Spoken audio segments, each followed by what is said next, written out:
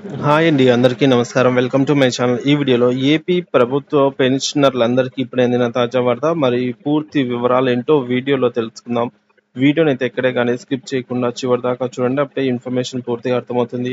అలాగే వీడియో చూస్తున్న ప్రతి ఒక్కరు వీడియోకైతే లైక్ చేయండి ఫ్రెండ్స్. ఈ వీడియోని తోటి ఉద్యోగ పెన్షన్ మిత్రులతో అయితే షేర్ చేయండి. కొత్తగా మన ఛానల్ చూస్తున్నవారు ఇంకా ఎవరైనా సబ్స్క్రైబ్ చేసుకున్నట్లయితే వెంటనే మన ఛానల్ని సబ్స్క్రైబ్ చేసుకోండి. దీని ద్వారా నేను చేసే లేటెస్ట్ వీడియోస్ అన్నీ మీ వరకు రీచ్ అవుతాయి. ఇక ఆలస్యం చేయకుండా వివరాల్లోకి అయితే వెళ్ళిపోదాము. ఫ్రెండ్స్, ఇక విషయానికి వచ్చినట్లయితే ఏపీ పెన్షనర్ల కమ్యూటేషన్ గురించి మరొక తాజా సమాచారం అండి. ఉద్యోగికి లభించే పెన్షన్ నుంచి 40% మించకుండా ఒకేసారి నియమ నిబంధనల మేరకు ఏకమొత్తంగా అతను అంటే లంసమ్ అమౌంట్ను నగదుగా మార్చుకునే పద్ధతినే కమ్యూటేషన్ గా పరిగణిస్తారు. ఇది అందరికీ తెలిసిందే. ఈ పద్ధతి అనేది 1999 ఏప్రిల్ 1 నుండి అమల్లోకి వచ్చింది. మరి ఏప్రిల్ 1, 1999 తేదీన కానీ ఆ తర్వాత కానీ పదవి విరమణ చేసి కాలం చేసిన ఉద్యోగి విషయంలో కానీ ఈ సూత్రం అయితే వర్తిస్తుంది. According to the GOMS number 158 F&P dated on April 1, 1999 ఒకవేళ పెన్షనర్ మరణిస్తే కమ్యూటేషన్ చెల్లించవలసిన అవసరం లేదండి. సో కమ్యూటేషన్ చెల్లించాల్సిన అవసరం అయితే లేదు. రిటైర్మెంట్ పొందిన తర్వాత 15 సంవత్సరాల మధ్య కాలంలో పెన్షనర్ కనుక కాలం చేసినట్లయితే రికవరీ అనేది ఇంకా నిలిచిపోతుంది అనమాట.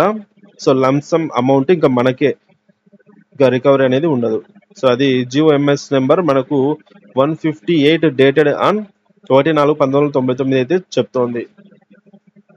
ఇక శాఖాపరమైన న్యాయ వ్యవస్థలలో గనక ఉద్యోగిపై క్రమశిక్షణ చర్యలు అపరిష్కృతంగా ఉన్నట్లయితే కమ్యూటేషన్ మంజూరు చేయబడదు.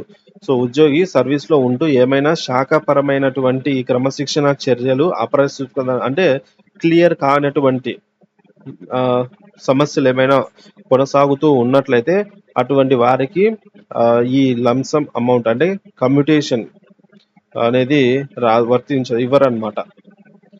ఇక కమ్యూటేషన్ కోసం ప్రత్యేకంగా దరఖాస్తు అయితే చేసుకోవాల్సిన అవసరం లేదు. మనకు ప్రభుత్వం GOMS నెంబర్ 263 తేదీ 23/11/1998 ద్వారా నిర్దేశించిన పింఛన్ ఫామ్లోనే పింఛన్తో పాటు కమ్యూటేషన్ని కూడా తెలియజేయవచ్చు. అంటే అది మనకు పెన్షన్ ఫామ్లోనే కమ్యూటేషన్ SR నో అనే ఆప్షన్ అయితే ఉంటుందన్నమాట. మనకు కావాలంటే ఎస్ అని ఇచ్చుకోవచ్చు, లేదంటే నో అని సెలెక్ట్ చేసుకోవాల్సి ఉంటుంది. సో సపరేట్ మనమైతే అప్లికేషన్ ఇవ్వాల్సిన పని లేదు. GOMS నెంబర్ 356 F&P తేదీ 28/11/1989 ప్రకారంగా పెన్షన్ కమ్యూటేషన్ చేసిన తర్వాత తగ్గిన పెన్షన్ 15 సంవత్సరాల తర్వాత మాత్రమే తిరిగి పూర్తి పెన్షన్ వస్తుంది. ఈ విధంగా మరలా పూర్తి పెన్షన్ పొందిన తర్వాత రెండవసారి కమ్యూట్ చేసే అవకాశం అయితే లేదు. సో అంటే ఈ GO నెంబర్ 356 ఏం చెప్తుందంటే రెండవసారి కమ్యూటేషన్ అనేది ఉండదు. లైఫ్లో ఒకసారి మాత్రమే ఉంటుంది. అది కూడా సర్వీస్ పెన్షనర్కే కమ్యూటేషన్ అవకాశం అయితే ఉంటుంది. వేరే ఫ్యామిలీ పెన్షనర్లకి అర్హత ఉండదు కమ్యూటేషన్ తీసుకునే అర్హత. సో యాక్చువల్గా ఇది వరకు 15 సంవత్సరాలు రికవరీ చేశారు. ఈ మధ్య ఉత్తర్వుల ద్వారా 135 నెలలు అంటే 11 సంవత్సరాల 3 నెలలు పూర్తయిన వారికి కమ్యూటేషన్ అనేది రికవరీ నిలిపివేసి పూర్తి పెన్షన్ అయితే చెల్లించడం జరుగుతోంది. ఇది అందరికీ తెలిసిందే.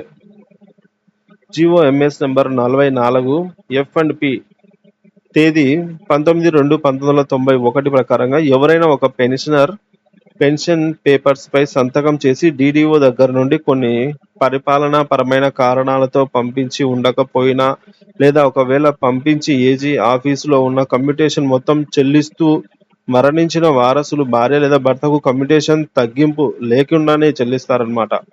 సో ఈ విధంగా కమ్యూటేషన్ను ఏజీ ఆఫీస్లో ఉన్నా కూడా సరే కమ్యూటేషన్ మొత్తం చెల్లిస్తూ సో మరణించే వారసులకు అయితే చెల్లిస్తారు. కమ్యూటేషన్ డిడక్ట్ అయితే చెయ్యరన్నమాట, రికవరీ అయితే చెయ్యరు.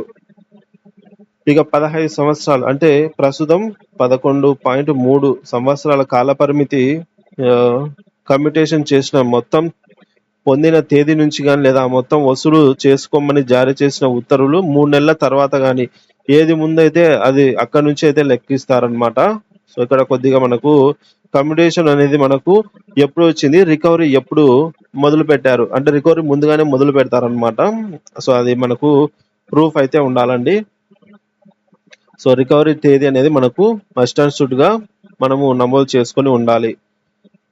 ఇక జిఓఎంఎస్ నెంబర్ 324 F&P తేదీ 20/8/1977 ప్రకారం కమ్యూటేషన్ మొత్తం పొందిన తర్వాత ఏ కారణం చేతైనా పెన్షన్ సవరించిన ఎడల తత్ఫలితంగా పెన్షన్ ఎక్కువ అయిన సందర్భాలలో అనుగుణంగా పెరిగినటువంటి అమౌంట్ కి అనుగుణంగా కమ్యూటేషన్ మొత్తం కూడా చెల్లించవలసి ఉంటుంది అన్నమాట. సో చూసుకోండి,